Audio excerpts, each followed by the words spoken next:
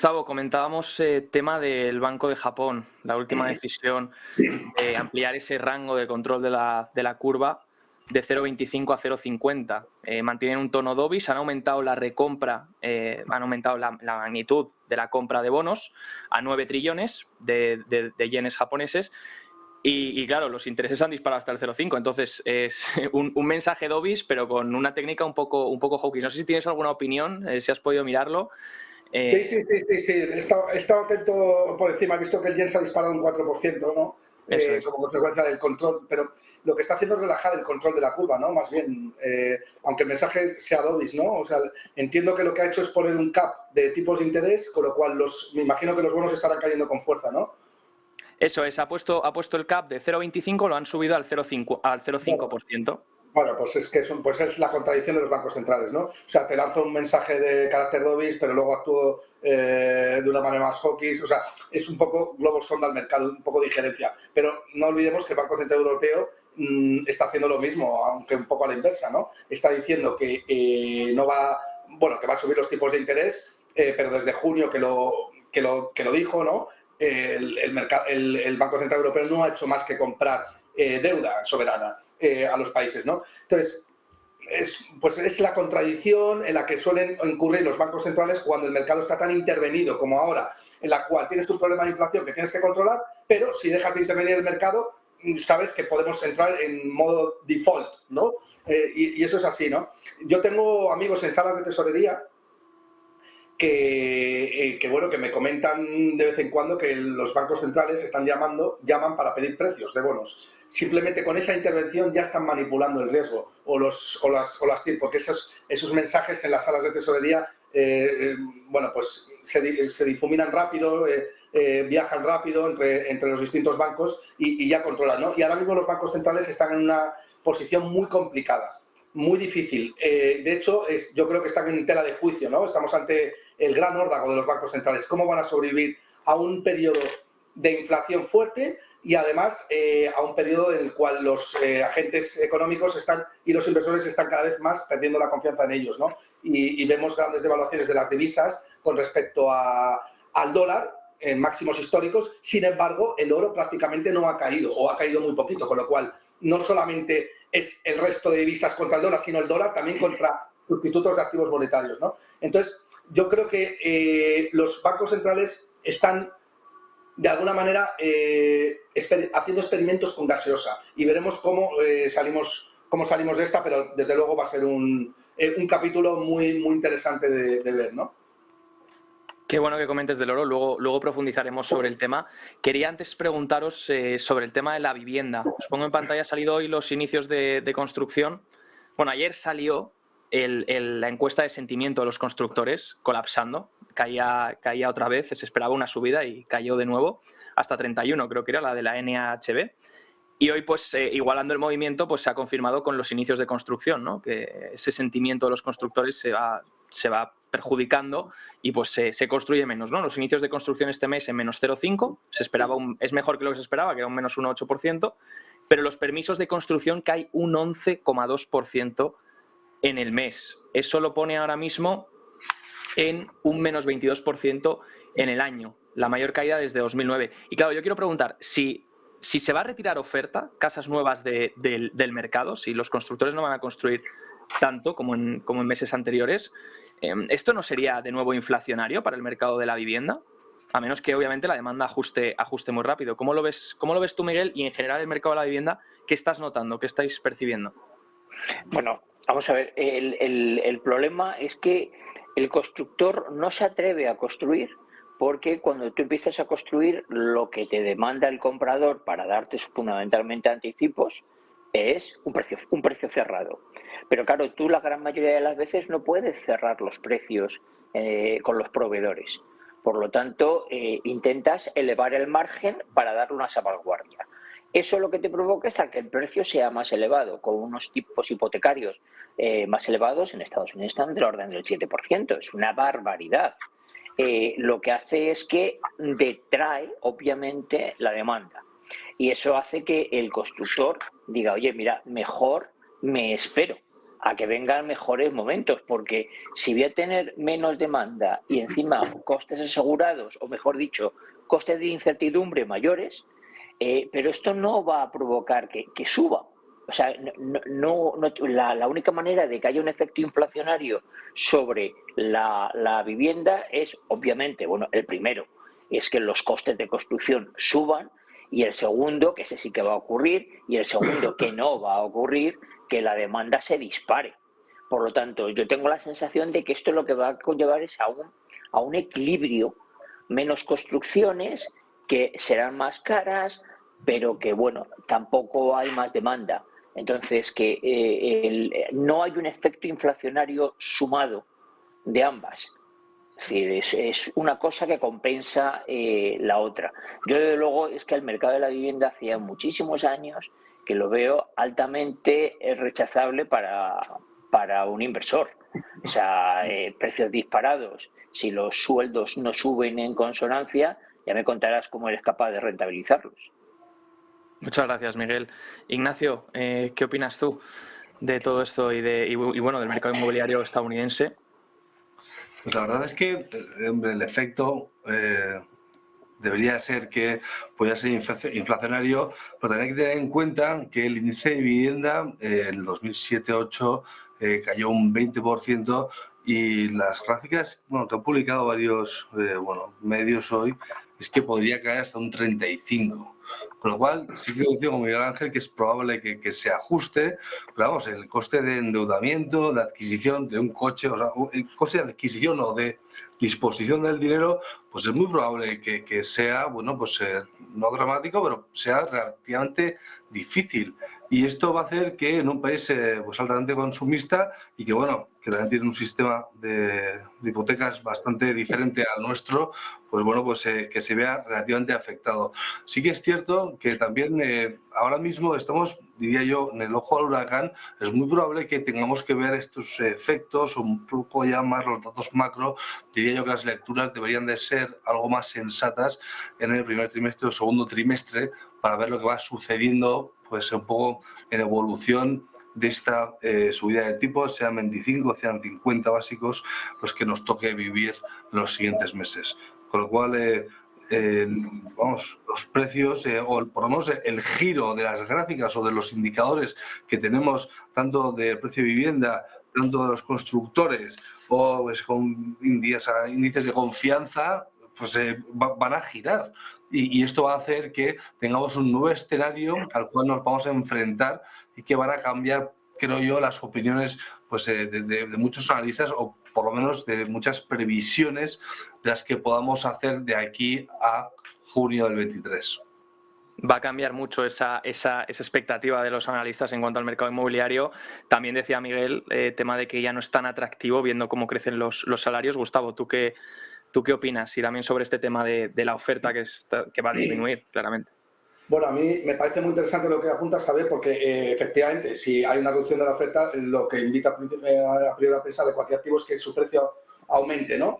Y obviamente esa reducción de la oferta, que lo que están haciendo los promotores es anticiparse a lo que viene, ¿no? Que es claramente recesivo, pues intentan construir menos. Pero claro, hay un elemento que no estamos teniendo en cuenta en este análisis. Eso es cómo se forman los precios en spot al contado, pero es que el 99%, 90% de los activos que son como vivienda son financiados con apalancamiento, es decir, con equity ajeno, no con equity propio, sino con deuda ajena. Y claro, aquí tenemos que tener en cuenta el equilibrio que existe entre la oferta y la demanda de la deuda. Es decir, digamos que la cotización de las promesas de pago, que es el tipo de interés de financiación. Y aquí, ¿qué es lo que pasa? Que el precio de la deuda es mucho más alto como consecuencia de una reducción de la oferta de crédito, ¿no? Y eso afecta directamente a la demanda del precio spot, con lo cual la demanda es mucho más baja que la oferta en contado, y eso hace que los precios, aunque la oferta se reduzca, la demanda de la vivienda se reduzca mucho más, y con lo cual el precio caiga bastante más, ¿no? Entonces ese es el análisis. Por mi lado, creo que tu análisis o tu puntualización es correcta, estás midiendo el precio spot, pero luego hay que mirar el futuro, ¿no? Que se basa en el spot, y además en el mercado de deuda, ¿no? O en el mercado de las promesas de pago. Y este mercado es un mercado con una oferta muy restringida, una demanda muy alta, lo cual hace que los tipos de interés se disparen y la financiación sea cada vez más inaccesible. Y estos productos que son apalancados y necesitan apalancamiento para poder venderse, pues obviamente pues, hace que el impacto de la demanda sea mucho mayor que el de la oferta, ¿no? Lo único que están haciendo los promotores es anticipar un escenario de caída de demanda, con lo cual obviamente eso no se ajusta tanto, ¿no? a esa demanda, ¿no? Genial, Permitidme que os Sí, haga claro, un Miguel. comentario. Mirar, en mi época inglesa, de esto ya hace 25 años, yo recuerdo que cuando llego allí, una de las cosas que me cuentan es que el edificio que teníamos tenía una hipoteca, estaba comprado con una hipoteca a 75 años. En aquella época las hipotecas máximas en España se daban a 30 años. A mí aquello me pareció que no sabía de lo que estaban hablando, que era eso.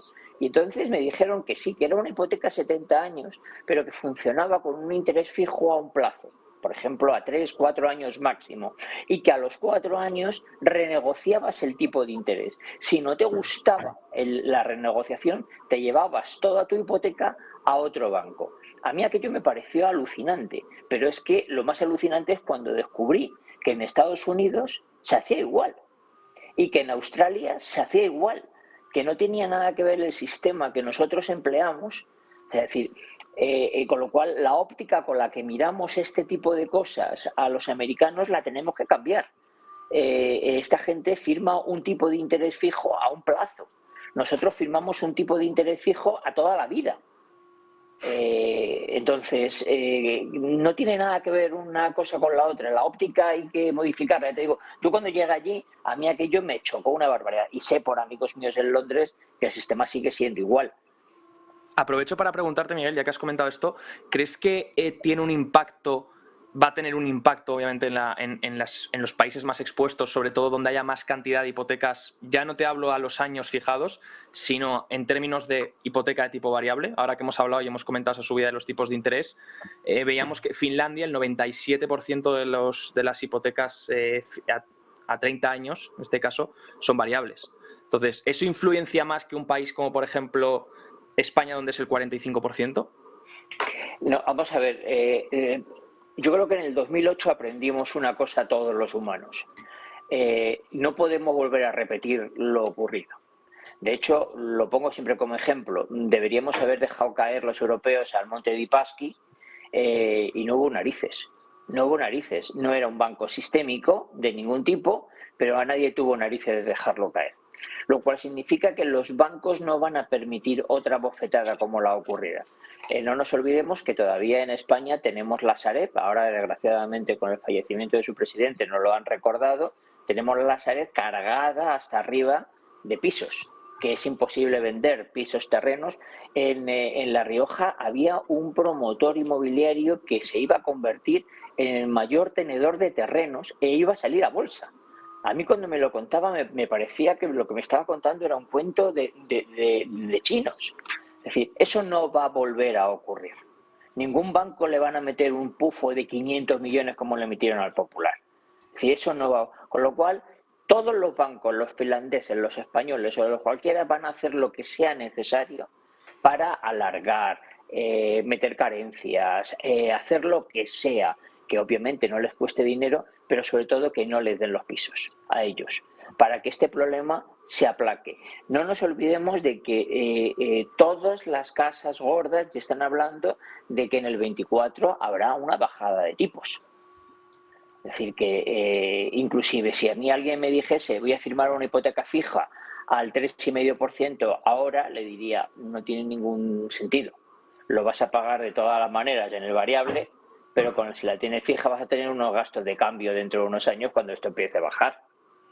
Entonces, claro, sobre todo porque yo estoy convencido de que aquel que tenga una hipoteca y que tenga problemas para pagar se va a su banco y consigue una renegociación de algún tipo, pero para que no haya problemas. Bueno, y porque vas a pagar más, ¿no? Eso más. Sí, pero no, estoy completamente de acuerdo. Se alargará, pagarás más, pero tú piensas que el que ha firmado una hipoteca a 40 años, dentro no sabe no lo que ocurrirá dentro de 40 años, es que no sabe lo que ocurrirá dentro de 10. Si se habrá divorciado, sí, claro, se habrá divorciado, se habrá muerto. Dios sabe que lo que dice es, oye, mira, yo lo que quiero es que la letra del año que viene la pueda pagar. Pero una cosa importante, porque que yo creo que lo que estás diciendo, Miguel Ángel, es muy importante, no tiene por qué pagar más. Una innovación de un préstamo hipotecario depende de la calidad del colateral, que es el activo. Gustavo, hablamos de una cosa de no puedo pagar la letra, amplíame 5 años. Pero lo que estás hablando es una refinanciación. Amplías interés, con bueno, lo que sea. No, pero ojo, que no es así. O sea, una innovación del préstamo hipotecario depende de la capacidad de endeudamiento que tenga el deudor y de la calidad del colateral. Si tú estás por debajo del 80... Estamos hablando de la situación actual de la gente que no puede pagar y que no es gente que gana 4.000 al mes. Es que está hasta aquí. ¿sabes? No, pero entonces, claro, entonces sí, pero es que yo no creo que estuviera hablando Miguel Ángel de eso. Miguel Ángel estaba hablando de renegociar las condiciones con el banco. Si tú renegocias las condiciones con el banco es porque tienes capacidad de renegociación. Y eso es porque una de dos. No. Y aunque no tengas, es decir, el banco lo que no quiere es tu piso. Me voy a poner un ejemplo. Una casa sencillita de 250.000 euros. Que eso en Madrid es una casa bastante pequeña, ¿no? ¿De acuerdo? Un matrimonio joven y que de repente le dices que le subes la hipoteca 6.000 euros al año. Te dice, no puedo, no llego. No, Miguel Ángel sí puede pagarla. Sí, porque si no el banco no le hubiera concedido ese préstamo porque el banco... Bueno, pues venga, perdón. Es que hay que decirlo bien. El banco calcula la capacidad de endeudamiento a un tipo de interés estresado, no a un tipo de interés actual. Es decir, el banco vamos a imaginarnos. Pero es que, bueno, déjame terminar el argumento, Miguel Ángel. Entonces, el banco lo que te mide es, si tú estás estresado y vas por encima del 80-85% del valor de tasación de tu vivienda, entonces el banco no te va a dar buenas condiciones. Pero si tu vivienda vale 250.000 euros en el mercado y tu hipoteca es de 100.000 euros y el banco, como consecuencia de los tipos de interés, está subiéndote 6.000 euros, tú puedes hacer una subrogación acreedora a otro banco que te va a dar mejores condiciones simplemente porque la calidad del colateral es mucho mejor. ¿Vale? Entonces, vale, pero al final siempre tú tienes un principal que tienes que devolver al final del periodo, más un tipo de interés que lo que se te va cobrando es por lo que tienes pendiente de pago. Tú a eso lo calculan. Pero un mercado competitivo. Estamos hablando de un mercado, pero que hay 100.000 bancos que están deseando coger a un deudor con un colateral que va al 50% de tasación. Pero escúchame, yo llego ahora con mi casa, la quiero hipotecar. Me dice el banco, sí, pero te voy a cobrar el 3%. Es que es imposible que te cobre menos. Claro, pero el diferencial, que es lo que gana el banco, el margen que gana el banco, será mejor cuanto más bancos haya. Y tú, ya, pero si la hipoteca la hubiese hecho hace un año, me cobrarían, no lo sé, no tengo ni idea. El 1,5, 0,50 o el 1,5, no lo sé. Si yo esa hipoteca... Pero que no estamos hablando del Euribor, estamos hablando del diferencial. El diferencial es lo que flota en un mercado competitivo. El Euribor no se puede tocar. Estoy de acuerdo contigo. Vamos a ver. ¿Claro? Vamos a ponernos en mi caso particular. Yo, que ya soy una persona mayor, que tengo las cosas pagadas, llego y la hipoteco hace un año. ¿De acuerdo?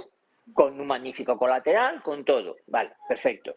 Me da un diferencial muy ventajoso. Venga, me lo voy a inventar. Un 0,25. De acuerdo que con el 0,50 que le sacaba al Banco Central Europeo le salía un 0,75 de margen. Perfecto. Ahora, eso, que era un 0,25 sobre menos tanto, pagaría un 0,25 porque estaba el tipo de interés en negativo. Ahora pagaría un 3,25. Sí, pero sigues pagando el diferencial. Es decir, el Euribor es lo que no puedes controlar. El banco está pidiendo... Perfecto, pero ese diferencial... El banco se está financiando el Euribor, eso no, pero sí puedes controlar. Si yo estoy de acuerdo contigo, vale. Pero aquel que tenga un diferencial muy ajustado, lo que se encuentra es que a pesar del diferencial ajustado, el que está ajustado es él, que no es capaz de aguantar una subida del 3%. Claro. Entonces, el banco lo que va a hacer es lo que sea para que no tenga un... Es complicado que hoy en día un banco te dé una hipoteca más allá del 45-50% de endeudamiento. Gustavo, si la situación que yo quiero decir, o es mi punto de vista, es que una persona que pagaba, no sé, 700, 800, por ejemplo, de letra, ¿vale? Que cogió una hipoteca bastante ventajosa, de repente empiezan a subir 75 y 0,50 y de repente, cuando estás en 800, te encuentras en 1.400. Entonces, yo te digo que ahí no te quiere, bueno, no te quiere ningún banco, porque es que vas muy ahogado. Yo es lo que quiero decir, que a día de hoy, aunque la teoría es la que tú dices, ¿vale? La situación real es que igual hay muchos miles de españoles que se encuentran en una situación en la que no pueden pagar. Que eso pasó en el 2008 y antes. Desde el 2008, con los nuevos criterios de Basilea, no hay ningún banco que no calcule la capacidad de endeudamiento del cliente al 4% del tipo de interés. Si el cliente puede pagar al 4% de interés, se le concede la hipoteca, es decir, a un porcentaje de endeudamiento, el 40% de sus ingresos totales. Es así. Ahora bien, que tú me dices, es que el tío va a ir ahogado, entonces el banco no le da la hipoteca. Otra cosa es que sus condiciones hayan cambiado, un tío se haya quedado en el paro o lo que sea. O tienes 2 hijos, o 3. Joder. Bueno, está claro que algún día tendremos que hacer un debate. Los bancos ya no prestan el dinero como lo hacían en el año 2008-2007, que es el caso del que estás hablando tú, Ignacio. Perdona, Javier, Tranquilo, es muy útil estos debates porque dan pie a diferentes puntos de vista y a que todos aprendamos. Lo único, os corto porque nos vamos de tiempo, sino con este tema únicamente, y quiero tratar también algunas cosas y preguntaros. Parte del oro. Quiero preguntar